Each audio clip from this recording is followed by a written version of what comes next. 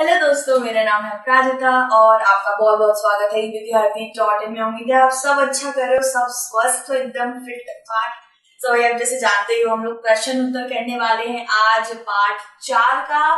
Part 4 है आपका मुगल साम्राज्य की इतिहास की किताब से। तो जैसे कि आप जानती हो कि प्रश्न उत्तर में हर पार्ट की कराती हूँ। बहुत से बच्चे हमें कमेंट करते हैं कि मैम जरूरत नहीं है, हम प्रश्न उत्तर खुद से कर लेंगे, कोई बात नहीं, आप अलग से वीडियो मत बनाइए। और कुछ इतने सारे भेजते कमेंट्स, मैम चाहिए प्रश्न उत्तर चाहिए, आप समझा दीजिए।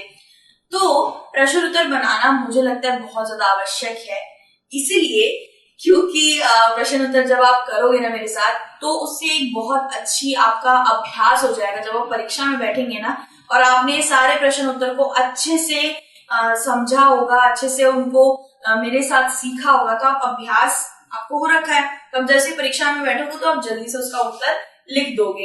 मैंने आज तक कोई भी, आप कह सकते हो मैंने आज तक कोई भी किताब अपनी विद्यालय की जिंदगी में कभी नहीं ली है, कभी नहीं पढ़ी है।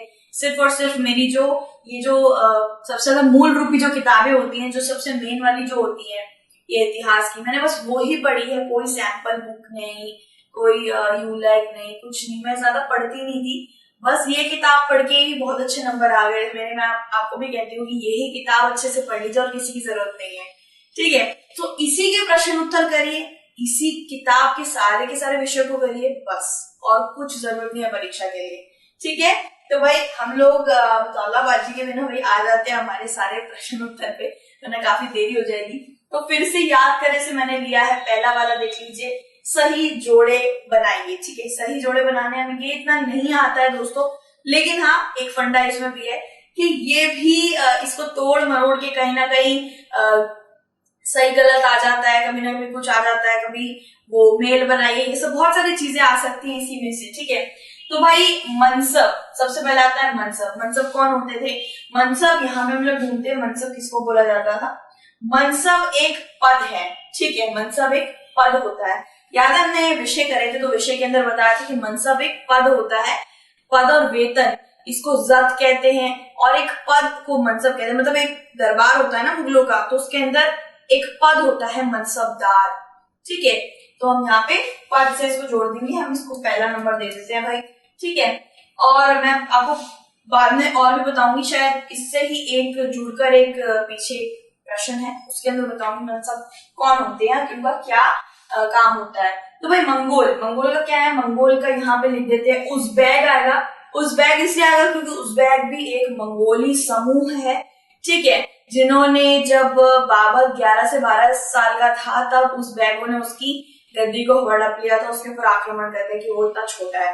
तो उज़्बेक एक मंगोली समूह है, समूह यानी ग्रुप, ठीक है। सिसोदिया राजपूत, अब यहाँ पे दो चीजें जो आपका ना दिमाग से गड़बड़ा सा देंगी, वो दो चीजें बिल्कुल एकदम, देखिए ये दोनों राजपूत हैं, ठीक है, लेकिन आपको याद रखना है कि कौन सा राजपूत कहाँ से आता है। तो सिसोदिया राजपूत की अगर आप बात करें, तो सिसोदिया राजपूत हमारा आ जाता है, यह आएगा आपका मेवाड़ से, ठीक है।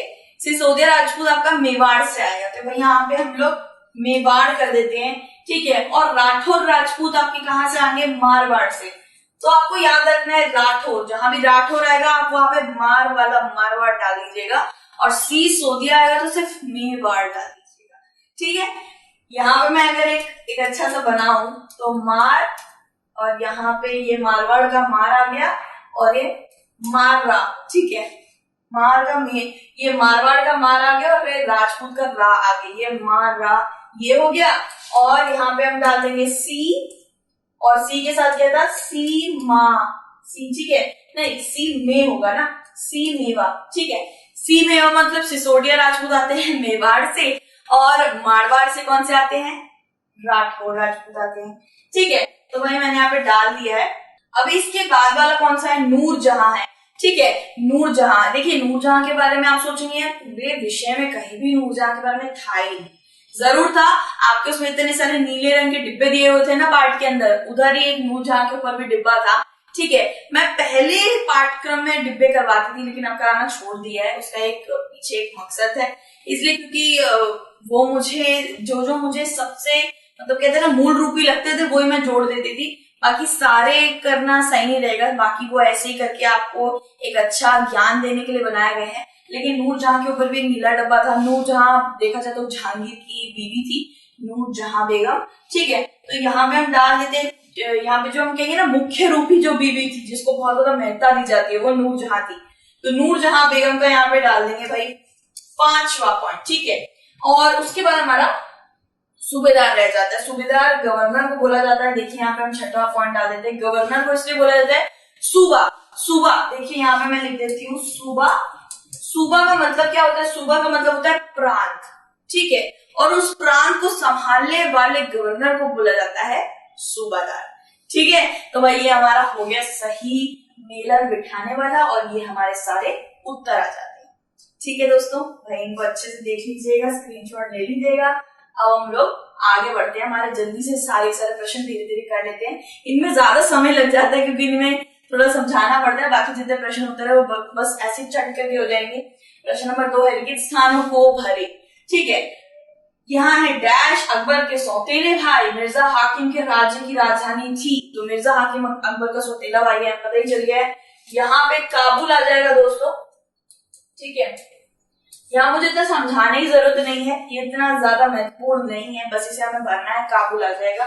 उसके बाद यहाँ पे ख वाला करते हैं। दक्कन की 5 सल्तनत बरार, खानदेश, अहमदनगर, डैश और डैश थी। यहाँ पे 2 आएंगे, 2 भरने हैं हमें। तो एक आएगा बीजापुर और एक आएगा गोलकोंडा। गोलकोंडा। ठीक है, यहाँ पे मैंने बस ऐसे ही लिख दिया, पीछे से अच्छे से मैंने उत्तर लिखे हैं।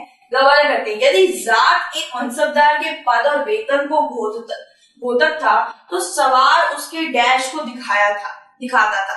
तो यहाँ पे बताया कि मनसबदार, देखिए अब मैं यहाँ पे आपको बता देती हूँ कि मनसबदार का क्या काम होता है। मनसबदार एक पद होता है, दरबार के अंदर एक पद होता है जिसका सबसे ज्यादा आप कह सकते हैं तनख्वाह होती है ना, उसको सबसे ज्यादा उसको आप कह सकते हैं बहुत ज्यादा उसे इज्जत मिलती है दरबार के अंदर, उसे सबसे उच्च पद पे रखा जाता है। समझ लीजिए मेरी 15 रुपए तनख्वाह है और आपकी है 30,000।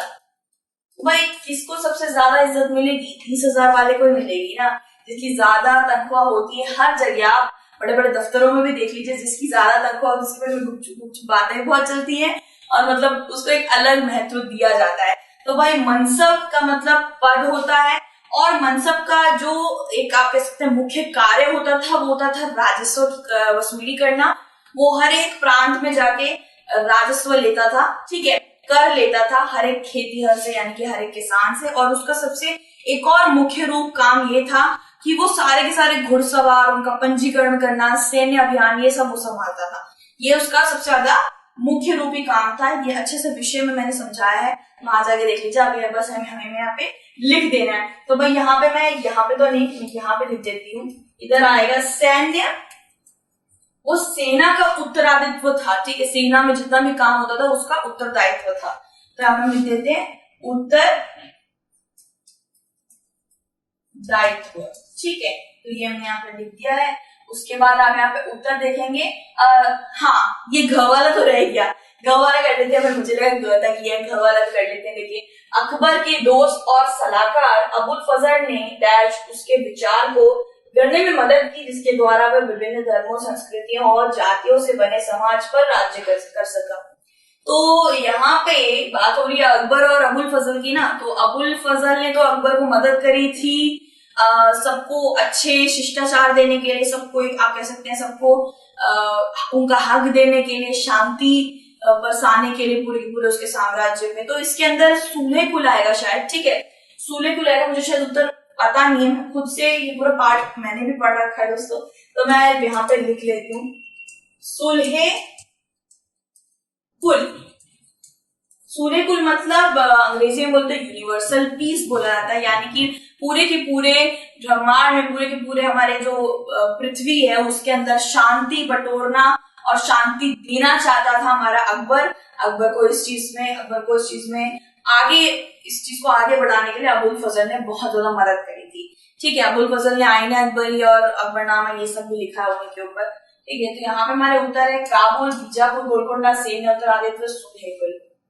सही निकला भाई, सही निकला। ठीक है, तो भाई अब यहाँ से हमारे प्रश्न उत्तर शुरू होते हैं। हम प्रश्न 5 तक कर लेंगे और उसके बाद 6 से लेके 9 तक हमारे जितने प्रश्न है वो हम दूसरी वीडियो में पहले कर लेंगे। ठीक है, ज्यादा बड़ी हो जाएगी वीडियो, इसलिए मैं 2 वीडियो बना देती हूँ, आप जाके जरूर उसे देखिएगा। प्रश्न 3 करते हैं, मुगल राज्य के अधीन आने वाले केंद्रीय प्रांत कौन से थे? देखिए ऐसे ही होता है मेरे साथ भी, मैं जैसे ही मैं पूरा का पूरा पाठ्यक्रम करके जाती थी दोस्तों, सच में करके जाती थी, अच्छे से सब कुछ रट्टा मार के जाती थी। जैसे एक ऐसी बहुत ज्यादा कठिन प्रश्न देखती थी और देख के डर जाती थी कि अरे ये क्या है प्रश्न, ये मुझे पाठ से लग ही नहीं रहा कि पाठ से आया है। ठीक है, तो इसीलिए अभ्यास करना जरूरी होता है। बहुत सारे बच्चे देखे होंगे बहुत ऊपर पद में रहने वाले, बिल्कुल मनसबदार की तरह ऊपर पद में रहने वाले, तो उनको आपने देखा होगा कि वो पहले 3 महीना अच्छे से पढ़ते हैं और 3 महीना अलग से रट्टा मारते हैं, फिर 1 महीना सारी चीजों का अभ्यास भी करते हैं। अभ्यास करना जरूरी होता है। क्यों जरूरी होता है आप समझ लीजिए। अगर हमारी भारत की जो क्रिकेट टीम है, ठीक है, हमारा भारत का जो क्रिकेट दल है, वो क्या करेगा, अच्छे से हर दिन अभ्यास करता रहेगा, हर दिन अभ्यास करेगा और फिर 1-2 महीने के लिए छोड़ देगा, तो थोड़ी बहुत कला भूल जाएंगे भाई। उनको हर वक्त अभ्यास करते रहना होता है। फिर जब हमारा जो बहुत ज्यादा मूल रूपी दिन आएगा, जिस दिन भारत पाकिस्तान या भारत न्यूजीलैंड किसी का भी हो रहा होगा क्रिकेट का मैच, तब उससे पहले 2-3 दिन पहले अगर वो अच्छे से अभ्यास नहीं करेंगे तो उधर तो वही हार जाएंगे। ठीक है, तो अभ्यास बहुत जरूरी होता है। हाँ, हमने अच्छे से रट्टा मार लिया, हमने अच्छे से कर लिया, लेकिन जब तक आप उसे लिखेंगे नहीं, आपका हाथ उसको चीज को समझेगा नहीं, हाथ उस चीज को रटेगा नहीं। आपके दिमाग और मुंह ने तो रट लिया, लेकिन हाथ नहीं रटेगा जब तक, तब तो छोड़ दीजिए। क्योंकि जब हम परीक्षा लिखते हैं तो सिर्फ एक चीज चलता है, वो है कलम, और वो कलम हाथ को पकड़े रहता है। ठीक है, ना ही दिमाग, मतलब दिमाग तो चल रहा होगा, दिमाग बोल रहा है और आप लिख रहे हैं, लेकिन लिखता तो यही है। और इस चीज को ना आप अच्छे से इस चीज का रट्टा लगवा दीजिए। तो वही अभ्यास करना जरूरी है। जो मेरी माने तो अभ्यास, आप हर एक प्रश्न उत्तर को अच्छे से अभ्यास कर लीजिए। बस लेटे देख लीजिए अच्छे से वीडियो, और आपको अच्छे से आपका एक पाठ का अभ्यास ऐसे ही हो जाएगा 15 मिनट में। ठीक है, तो भाई वो आप ही के ऊपर है कि आपको प्रश्न उत्तर का अभ्यास करना है। अपने आप को थोड़ा सा, कहते हैं ना, थोड़ा सा क्या बताऊं मैं, आप जानते ही हो। ठीक है, तो भाई प्रश्न नंबर 3 करते हैं, मुगल राज्य के अधीन आने वाले केंद्रीय प्रांत कौन से थे? मुगल राज्य के अधीन देखा जाए तो सबसे शुरुआत में दिल्ली और आगरा आ गया था। दिल्ली बहुत ज्यादा मानचीन शहर माना जाता था और उसको सबसे ज्यादा महत्वपूर्णता भी दी जाती थी, और सबसे पहले यही इनके कब्जे में आ गया था। देखा जाए तो जिस वंशज से ये आते थे, इनका था मंगोल, और तुरानी वंशज से आते थे, तैमूरी वंशज थे। तो तैमूर ने सबसे पहले दिल्ली पर कब्जा किया था, इसलिए इनको तैमूरी वंशज कहलाने में बहुत फक्र होता था। तो मुगल साम्राज्य के पास दिल्ली और आगरा थी। ठीक है, अब यहाँ पे आप जानते हैं भाई आगरा में हमारा क्या है, आगरा किस चीज के लिए मशहूर है और दिल्ली किस चीज के लिए मशहूर है। ठीक है, दिल्ली और आगरा में आपको सबसे ज्यादा मुगलों से जुड़ी सबसे ज्यादा भवन ये सब देखने को मिलेंगे। प्रश्न नंबर 4, मनसबदार और जागीर में क्या संबंध है? मनसबदार और जागीर में क्या संबंध है? आपको मैं पहले बता दूं, मनसबदार मैंने जैसे आपको बताया था एक पद होता है। मनसबदार राजस्व वसूल करने वाले व्यक्ति होता है। वो बहुत ऊपरी पद में भी बहुत सारे होते हैं और नीचे वाले पद में भी बहुत सारे होते हैं। ऐसा आप कह सकते हैं कि मनसबदार जो होते हैं वो अपनी भूमि के अंदर पूरे काल तक नहीं रहते हैं, वो कुछ ही वक्त तक अपनी भूमि के ऊपर रहते हैं। ठीक है, वो वहां से राजस्व वसूल करके चले जाते हैं। लेकिन इक्तादार जो होते हैं, जो वहीं के गवर्नर बन जाते हैं भूमि के, ठीक है, तो उधर वो वहीं पे रहते हैं। उसका न्याय शासन करना, पानी की टंकी खत्म हो गई, इसकी क्या काम है, वो सब संभालते हैं उस जगह पे। लेकिन मनसबदार ये सब नहीं करता। मनसबदार सिर्फ कर वसूल करता है भूमि से और कर वसूल करके चला जाता है। ठीक है, उसके बाद उसको और भी काम होते हैं भाई। उसको वहां पे जब भी जंग या युद्ध हो रहा होता है तो उसे वहां जाना पड़ता है, और वहां पे जाके कभी कभार तो ऐसा भी होता है कि जब उसको जंग पे जाना होता है तो वो अपने सैनिकों को बोल देता है कि तुम मेरी जगह राजस्व ले लेना। ठीक है, तो आपको ये चीज अच्छे से याद रखनी है कि मनसबदार एक भूमि पे, उसकी जागीर पे नहीं रहता है हर वक्त के लिए। ठीक है, जागीर यानी कि जमीन। मनसबदार अपना वेतन राजस्व एकत्रित करने वाली भूमि के रूप में पाते हैं, तो उनको एक जमीन दे दी जाती है जिसके अंदर उन्हें राजस्व वसूल करना होता है। खेत का यहाँ पे मैंने इसलिए लगाया क्योंकि किसान खेती करते हैं और किसानों से ही राजस्व लिया जाता है। राजस्व क्या होता है? राजस्व यानी कि राज्य को चलाने वाला कर, ठीक है। तो जिन्होंने जागीर कहते हैं और जो तकरीबन इक्तादारों के समान थी, परंतु मनसबदार मुफ्तियों से भिन्न अपने जागिरों पर नहीं रहते थे। यही मैं आपको समझाना चाह रही थी कि दो लोगों की मैं यहाँ पे बात कर रही हूँ जिसके अंदर आप थोड़ा सा गड़बड़ा जाएंगे कि भाई दोनों सेम ही लग रहे हैं बिल्कुल। एक है इक्तादार और एक है मनसबदार। मैं आपको अच्छे से समझाती हूँ। इक्तादार सबसे पहले समझाती हूँ, ठीक है। इक्तादार होता है एक सैन्य कमांडर, ठीक है। वो सेना को संभालने वाला अधिपति होता है। उसके बाद उसको उठा लिया जाता है भाई मुगलों के द्वारा, उठाकर बोला जाता है तुम्हें एक प्रांत या तुम्हें एक राज्य दे रहे हैं, आपको उसे संभालना है। उसे वो संभालने दे देते हैं। जो भी उसको प्रांत या भूमि दी जाती है उसको इक्ता बोला जाता है। भूमि जिसपे वो खड़ा है, जिसे उसे संभालना है, उसे इक्ता बोला जाता है। और उस इक्तादार को क्यों बोला जाता है? क्योंकि वो भूमि को संभाल रहा है, इक्ता को संभालने वाला इक्तादार, ठीक है। सैन्य कमांडर से क्या बन गया? वो इक्तादार बन गया, यानी कि वहां का गवर्नर बन गया, ठीक है। यहाँ तक बिल्कुल फिट है मामला। उसके बाद क्या होता है? उसको एक भूमि दी गई है, लोग भी वहां रह रहे हैं यार, भूमि में ज़ॉम्बी थोड़े ना घूम रहे हैं, लोग भी रह रहे हैं। तो भाई लोगों को न्याय दिलाना, किसी को कोई तकलीफ ना हो, कर वसूली, ये सब ही इक्तादार करता है। और मनसबदार को भी ऐसी ही एक भूमि दी जाती है, उसे भी राजस्व वसूल करना होता है, लेकिन उसको न्यायपालिका ये सब कुछ नहीं करना होता, बस राजस्व वसूल करना होता है उसे, और वो वसूल करके चला जाता है वहां से। लेकिन इक्तादार नहीं जा सकता, इक्तादार को उसी भूमि पे रहना होता है। ये समझ आ गया अच्छे से आपको? अब यहाँ देखते हैं। और ना ही उन पर प्रशासन करते हैं, ठीक है। मनसबदार इक्तादारों की तरह अपनी भूमि पर प्रशासन, न्याय, राजतंत्र सब कुछ नहीं करते। उनके पास अपनी जागीरों से केवल राजस्व एकत्रित करने का ही अधिकार होता है। उनको जो जमीन दी जाती है वो सिर्फ राजस्व वसूली के लिए होती है और उसके बाद वो वहां से चले जाते हैं। यह राजस्व उनके नौकर उनके लिए एकत्रित करते थे, जबकि वे स्वयं देश के किसी अन्य भाग में युद्ध में या फिर कहीं पे सेवारत रहते थे, ठीक है। कभी ऐसा बिल्कुल भी नहीं कि उन्हीं को रहना है, राजस्व वसूल उन्हीं को करना है, ऐसा बिल्कुल नहीं होता था। वो अपने कह सकते हैं अपने जितने भी उनके नौकर चाकर होते थे उनसे बोल देते थे कि आज ये राजस्व तुम वसूल कर लो, मैं युद्ध पे जा रहा हूँ। तो सबसे ज्यादा उनको ऐसी भूमि दी जाती थी जिसमें सिर्फ और सिर्फ राजस्व वसूली का ही काम होता हो, किसानों की भूमि हो, जिससे वो जाकर उनसे राजस्व ले ले और फिर वो वापस आ जाए, ठीक है। उन्हें केवल अपने कार्य के राजस्व का अधिकार था, ठीक है। यह राजस्व उनके सेवकों द्वारा उनके लिए एकत्रित किया जाता था, जबकि मनसबदार स्वयं देश के किसी अन्य भाग में काम कर रहे होते थे, ठीक है। यह आपको अच्छे से याद रखना है। उसके बाद प्रश्न 5 आइए समझे। ये वाला प्रश्न 5 से लेकर आप कह सकते हैं प्रश्न 9 तक हम दूसरी वीडियो में करेंगे, ठीक है। इसके प्रश्न उत्तर करना मैं यही कहूंगी बहुत ज्यादा महत्वपूर्ण है, क्योंकि ये बहुत ही ज्यादा कठिन पाठ था मेरी तरफ से। मैं जागीरदार, इक्तादार, मनसबदार, बहुत ऐसे कठिन कठिन शब्द आए हैं जिन्हें बार बार समझना बहुत जरूरी है, ठीक है।